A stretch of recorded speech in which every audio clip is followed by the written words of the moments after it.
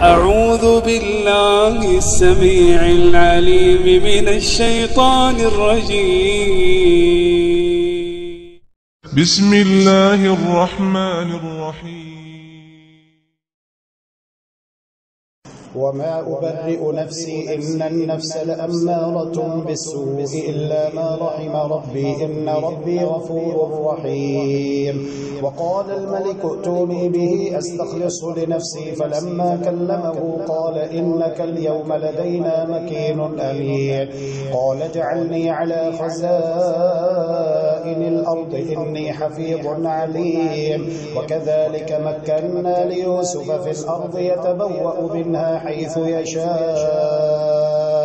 نصيب برحمتنا من نشاء ولا نضيع أجر المحسنين. ولأجر الآخرة خير للذين آمنوا وكانوا يتقون. وجاء إخوة يوسف فدخلوا عليه فعرفهم وهم له منكرون. ولما جهزهم بجهازهم قال ائتوني بأخ لكم من أبيكم ألا ترون أني أوفي الكيل وأنا خير المنزلين. فإن لم تأتوني به فلا كيل لكم عندي ولا تقربون. قالوا سنراود عنه أباه وإنا لفاعلون. وقال لفتيانه جعلوا بضاعتهم في رحالهم لعلهم يعرفونها إذا انقلبوا إلى أهلهم لعلهم يرجعون. فلما رجعوا إلى أبيهم قالوا يا أبانا منع منا الكيل فأرسل معنا أخانا نكتل وإنا له لحافظون. قال هل آمنكم عليه إلا كما أمنتكم على أخيه من قبل فالله خير حافظا وهو أرحم الراحمين. ولما فتحوا متاعهم وجدوا بضاعتهم ردت إليهم قالوا يا أبانا ما نبغي هذه بضاعتنا ردت إلينا ونمير أهلنا ونحفظ أخانا ونزداد كيل بعير ذلك كيل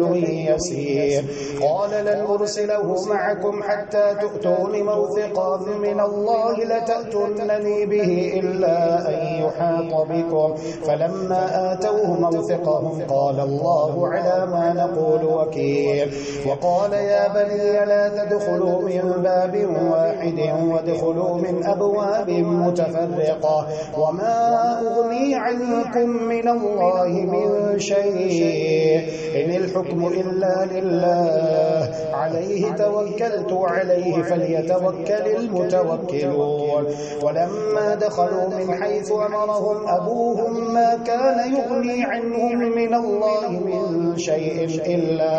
إلا حاجة في نفس يعقوب قضاها وإنه لذو علم لما علمناه ولكن أكثر الناس لا يعلمون.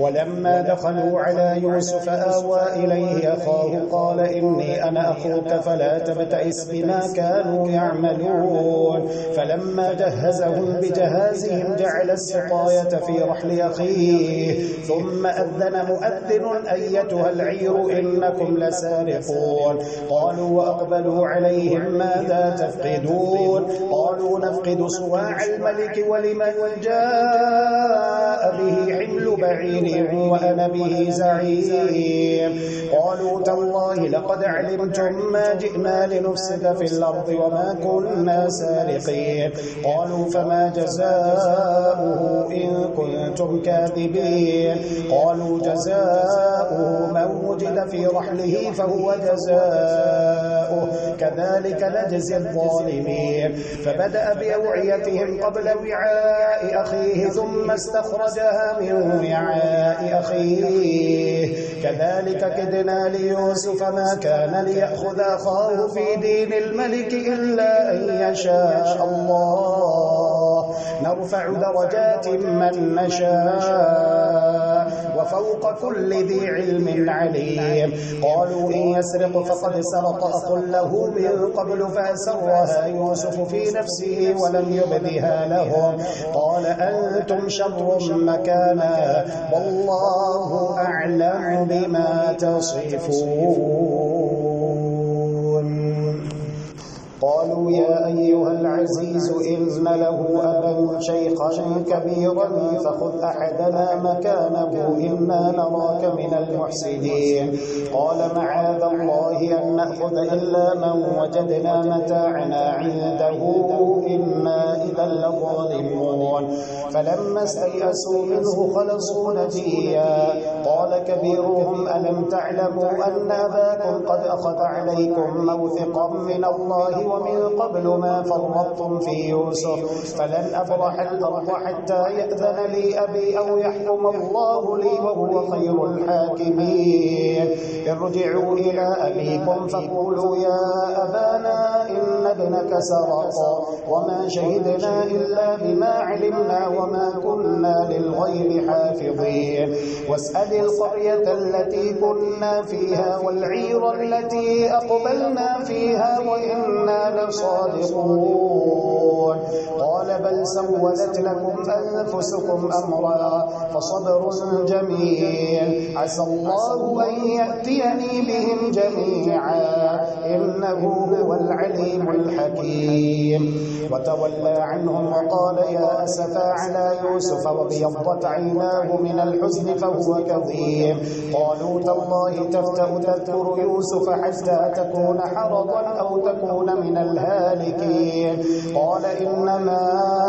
أشكو بثي وحزني إلى الله وأعلم من الله ما لا تعلمون يا بني اذهبوا فتحسسوا من يوسف وأخيه ولا تيأسوا من روح الله إنه لا ييأس من روح الله إلا القوم الكافرون فلما دخلوا عليه قالوا يا أيها العزيز مسنا وأهلنا الضر وجئنا ببضاعة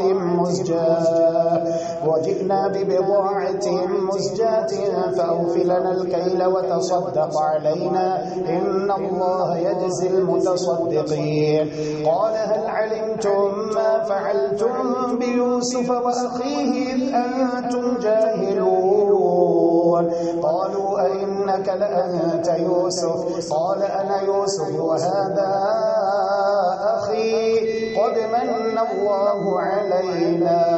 إنه من يتق ويصبر فإن الله لا يضيع أجر المحسنين قالوا تالله لقد آثرك الله علينا وإن كنا لخاطئين قال لا تثريب عليكم اليوم يغفر الله لكم وهو أرحم الراحمين اذهبوا بقميصي هذا فألقوه على وجه أبي يأت بصيرا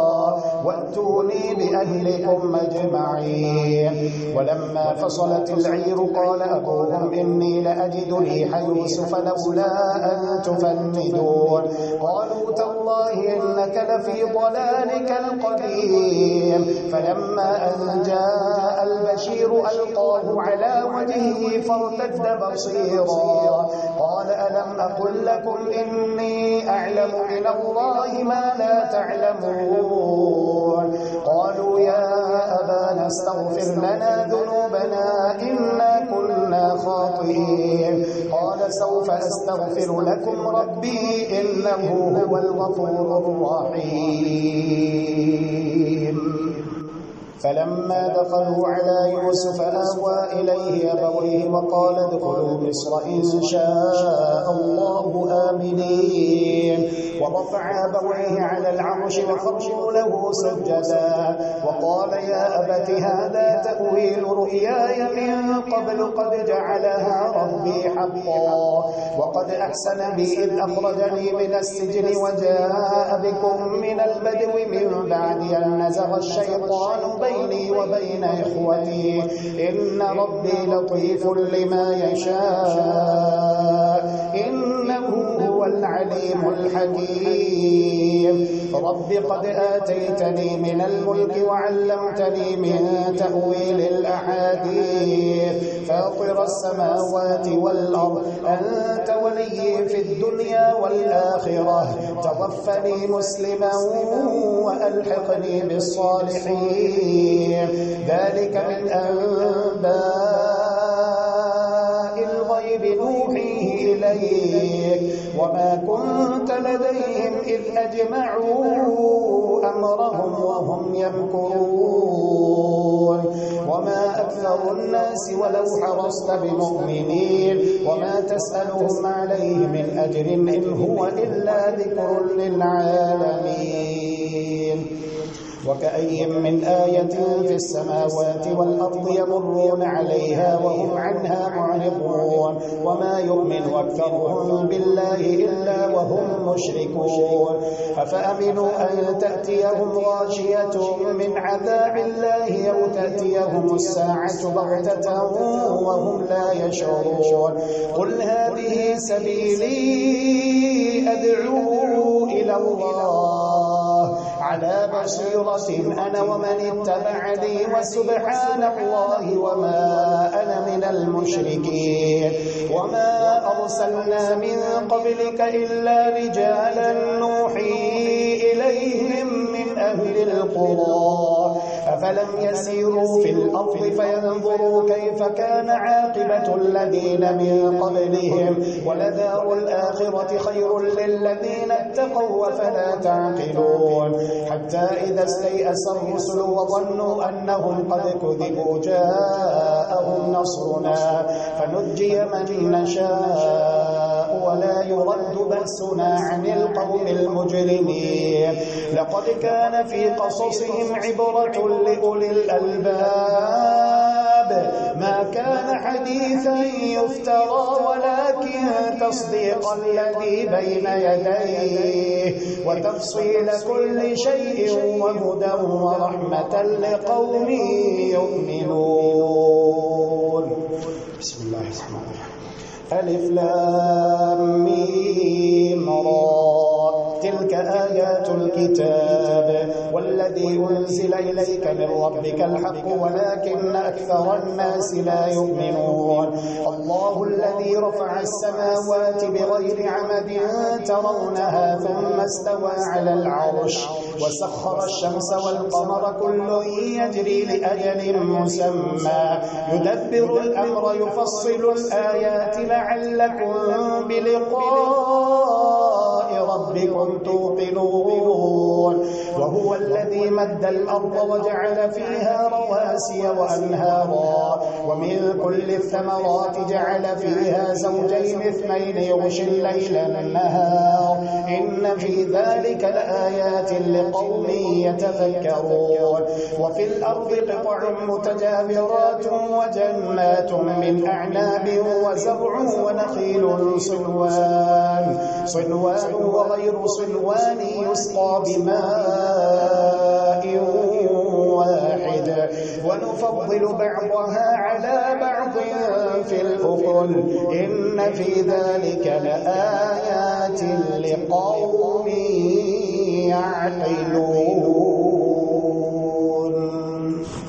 وإن تعجب فعجب قولهم أئذا كنا ترابا أئنا لفي خلق جديد أولئك الذين كفروا بربهم وأولئك الأغلال في أعناقهم وأولئك أصحاب النار هم فيها خالدون. ويستعجلونك بالسيئة قبل الحسنة وقد خلت من قبلهم المثلات وإن ربك لذو مغفرة للناس على ظلمهم وإن ربك لشديد العقاب. ويقول الذين كفروا لولا أنزل عليه آية من ربه إنما أنت منذر ولكل قوم هاد.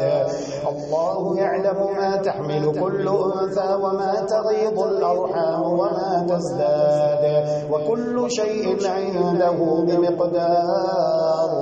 عالم الغيب والشهادة الكبير المتعال سواء منكم من أسر القول ومن جهر به ومن هو مستخف بالليل وسارب بالنهار له معقبات من بين يديه ومن خلفه يحفظونه من أمر الله إن إن الله لا يغير ما بقوم حتى يغيروا ما بأنفسهم وإذا أراد الله بقوم سوءا فلا مرد له وما لهم من دونه من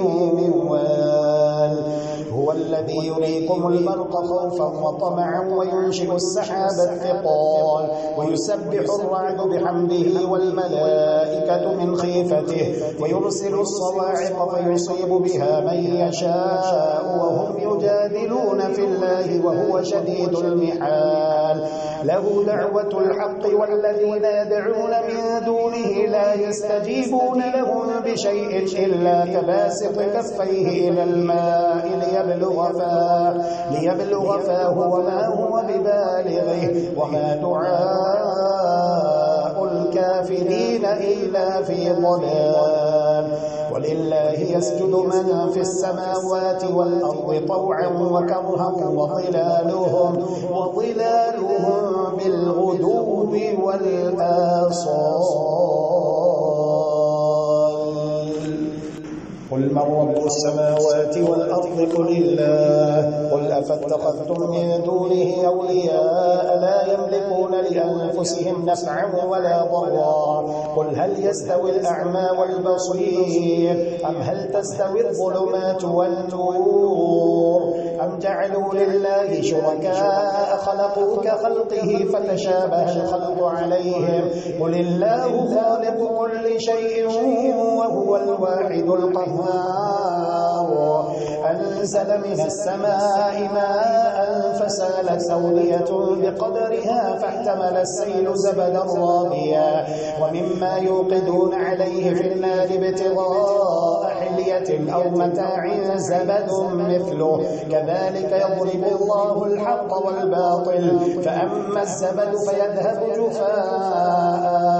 وأما ما ينفع الناس فيمكث في الأرض كذلك يضرب الله الأمثال. للذين استجابوا لربهم الحسنى والذين لم يستجيبوا له لو أن لهم ما في الأرض جميعا ومثله معه لافتدوا به أولئك لهم سوء الحساب ومأواهم جهنم وبئس المهاد. أفمن يعلم أنما أنزل إليك من ربك الحق كمن هو أعمى إنما يتذكر أولو الألباب الذين يوفون بعهد الله ولا ينقضون الميثاق والذين يصلون ما أمر الله به أن يوصل ويخشون ربهم ويخافون سوء الحساب والذين صبروا ابتغاء وجه ربهم وأقاموا الصلاة وأنفقوا مما رزقناهم سرا وعلانية ويدرؤون بالحسنة السيئة أولئك لهم عقبى الدار جنات عدن يدخلونها ومن صلح من آبائهم وأزواجهم وذرياتهم والملائكة يدخلون عليهم من كل باب سلام عليكم بما صبرتم فنعم عقبى الدار. والذين ينقضون عهد الله من بعد ميثاقه ويقطعون ما أمر الله به أن يوصل ويفسدون في الأرض أولئك لهم اللعنة ولهم سوء الدار. الله يبسط الرزق لمن يشاء ويقدر وفرحوا بالحياة الدنيا وما الحياة الدنيا في الآخرة إلا متاع. ويقول الذين كفروا لولا أنزل عليه آية من ربه قل إن الله يضل من يشاء ويهدي إليه من أناب الذين آمنوا وتطمئن قلوبهم بذكر الله ألا بذكر الله تطمئن القلوب. الذين آمنوا وعملوا الصالحات طوبى لهم وحسن مآب. كذلك أرسلناك في أمة قد خلت من قبلها أمم لتتلو عليهم الذي أوحينا إليك وهم يكفرون بالرحمن قل هو ربي لا إله إلا هو عليه توكلت وإليه متاب ولو أن قرآنا سيرت به الجبال أو قطعت به الأرض أو كلم به الموتى بل لله الأمر جميعا أفلم ييأس الذين آمنوا أن لو يشاء الله لهدى الناس جميعا ولا يزال الذين كفروا تصيبهم بما صنعوا قارعة أو تحل قريبا من دارهم حتى يأتي وعد الله إن الله لا يخلف الميعاد ولقد استهزئ برسل من قبلك فأمليت للذين كفروا ثم أخذتهم فكيف كان عقاب أفمن هو قائم على كل نفس بما كسبت وجعلوا لله شركاء قل سموهم أم تنبئونه بما لا يعلم في الأرض أم بظاهر من القول بل زين للذين كفروا مكرهم وصدوا عن السبيل ومن يضلل الله فما له من هاد لهم عذاب في الحياة الدنيا ولعذاب الآخرة أشق وما لهم من الله من واق مثل الجنة التي وعد المتقون تجري من تحتها الأنهار أكلها دائم وظلها تلك عقبى الذين اتقوا وعقبى الكافرين النار والذين آتيناهم الكتاب يفرحون بما أنزل إليك ومن الأحزاب من ينكر بعضه قل إنما أمرت أن أعبد الله ولا أشرك به إليه أدعو وإليه مآب وكذلك أنزلناه حكما عربيا ولئن اتبعت أهواءهم بعدما جاءك من العلم ما لك من الله من ولي ولا واق ولقد أرسلنا رسلا من قبلك وجعلنا لهم أزواجا وذرية وما كان لرسول أن يأتي بآية إلا بإذن الله لكل أجل كتاب يمحو الله ما يشاء ويثبت وعنده أم الكتاب وإما نرينك بعض الذي نعدهم أو نتوفينك فإنما عليك البلاغ وعلينا الحساب أولم يروا أننا نأتي الأرض ننقصها من أطرافها والله يحكم لا معقب لحكمه وهو سريع الحساب وقد مكر الذين من قبلهم فلله المكر جميعا يعلم ما تكسب كل نفس وسيعلم الكفار لمن عقب الدار ويقول الذين كفروا لست مرسلا قل كفى بالله شهيدا بيني وبينكم ومن عنده علم الكتاب بسم الله ألف لام را كتاب أنزلناه إليك لتخرج الناس من الظلمات إلى النور بإذن ربهم إلى صراط العزيز الحميد الله الذي له ما في السماوات وما في الأرض وويل للكافرين من عذاب شديد الذين يستحبون الحياة الدنيا على الآخرة ويصدون عن سبيل الله ويبغونها عوجا أولئك في ضلال بعيد وما أرسلنا من رسول إلا بلسان قومه ليبين لهم فيضل الله من يشاء ويهدي من يشاء وهو العزيز الحكيم ولقد أرسلنا موسى بآياتنا أن أخرج قومك من الظلمات إلى النور وذكرهم بأيام الله إن في ذلك لآيات لكل صبار شكور وإذ قال موسى لقومه اذكروا نعمة الله عليكم إذ أنجاكم من آل فرعون يسومونكم سوء العذاب ويذبحون أبناءكم ويستحيون وتستحيون نساءكم وفي ذلكم بلاء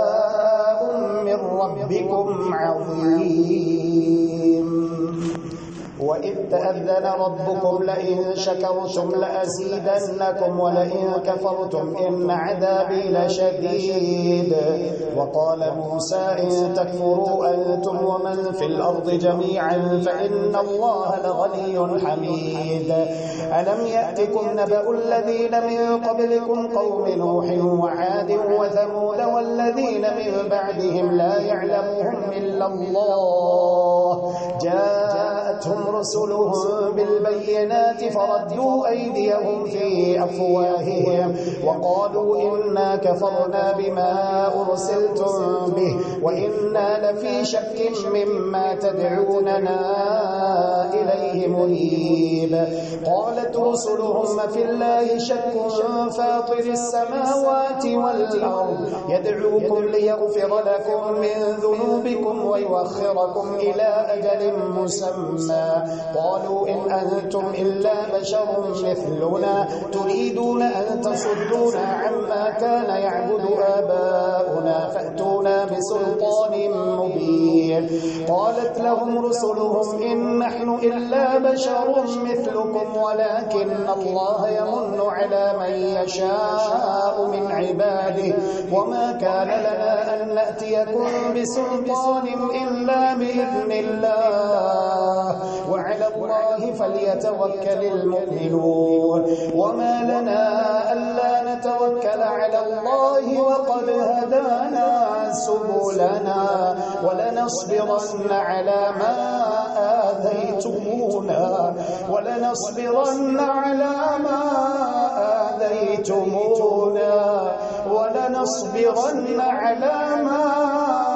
آذيتمونا وعلى الله فليتوكل المتوكلون. وقال الذين كفروا لرسلهم لنخرجنكم من أرضنا أو لتعودن في ملتنا فأوحى إليهم ربهم لنهلكن الظالمين ولنسكننكم الأرض من بعدهم ذلك لمن خاف مقامي وخاف وعيد. واستفتحوا وخاب كل جبار عنيد من ورائه جهنم ويسقى من ماء صديد يتجرعه ولا يكاد يسيغه ويأتيه الموت من كل مكان وما هو بميت ومن ورائه عذاب غليظ. مثل الذين كفروا بربهم أعمالهم كرماد اشتدت به الريح في يوم عاصف لا يقدرون مما كسبوا على شيء ذلك هو الضلال البعيد. ألم تر أن الله خلق السماوات والأرض بالحق إن يشأ يذهبكم ويأتي بخلق جديد وما ذلك على الله بعزيز. وبرزوا لله جميعا فقال الضعفاء للذين استكبروا إنا كنا لكم تبعا فهل أنتم مغنون عنا من عذاب الله من شيء. قالوا لو هدانا الله لهديناكم سواء علينا أجزعنا أم صبرنا ما لنا من محيص. وقال الشيطان لما قضي الأمر إن الله وعدكم وعد الحق ووعدتكم فأخلفتكم وما كان لي عليكم من سلطان إلا أن دعوتكم فاستجبتم لي فلا تلوموني ولوموا أنفسكم ما أنا بمصرخكم وما أنتم بمصرخي إني كفرت بما أشركتمون من قبل إن الظالمين لهم عذاب أليم. وأدخل الذين آمنوا وعملوا الصالحات جنات تجري من تحتها الأنهار خالدين فيها بإذن ربهم تحيتهم فيها سلام. ألم تر كيف ضرب الله مثلا كلمة طيبة كشجرة طيبة أصلها ثابت وفرعها في السماء تؤتي أكلها كل حين بإذن ربها ويضرب الله الأمثال للناس لعلهم يتذكرون ومثل كلمة خبيثة كشجرة خبيثة اجتثت من فوق الأرض ما لها من قرار ومثل كلمة خبيثة كشجرة خبيثة اجتثت من فوق الأرض ما لها من قرار يثبت الله الذين آمنوا بالقول الثابت في الحياة الدنيا وفي الآخرة ويضل الله الظالمين ويفعل الله ما يشاء ألم تر إلى الذين بدلوا نعمة الله كفرا وأحلوا قومهم دار البوار جهنم يصلونها وبئس القرار وجعلوا لله أندادا ليضلوا عن سبيله قل تمتعوا فإن مصيركم إلى النار قل لعبادي الذين آمنوا يقيموا الصلاة وينفقوا مما رزقناهم سرا وعلانية من قبل أن يأتي يوم لا بيع فيه ولا خلال الله الذي خلق السماوات والأرض وأنزل من السماء ماء فأخرج به من الثمرات رزقا لكم وسخر لكم الفلك لتجري في البحر بأمره وسخر لكم الأنهار وسخر لكم الشمس والقمر دائبين وسخر لكم الليل والنهار وآتاكم من كل ما سألتموه وإن تعدوا نعمة الله لا تحصوها إن الإنسان لظلوم كفار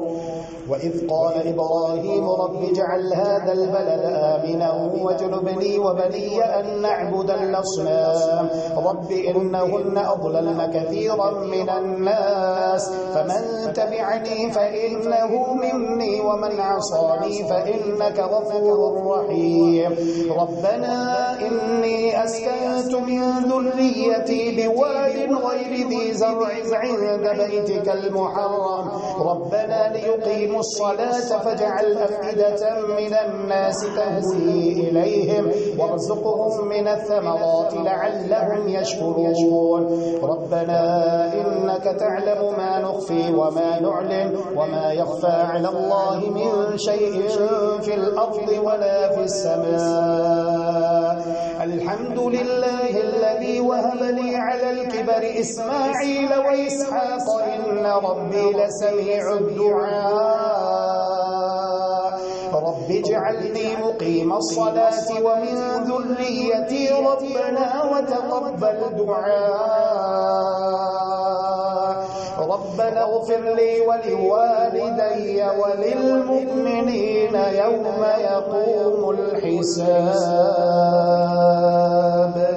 ولا تحسبن الله غافلا عما يعمل الظالمون إنما يؤخرهم ليوم تشخص فيه الأبصار مهطعين مقنعي رؤوسهم لا يرتد إليهم طرفهم وأفئدتهم هواء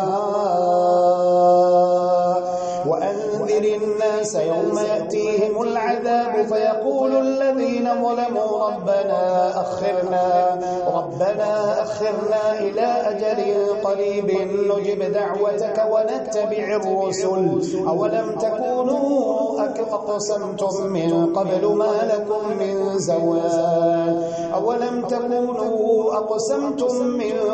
ما لكم من زوال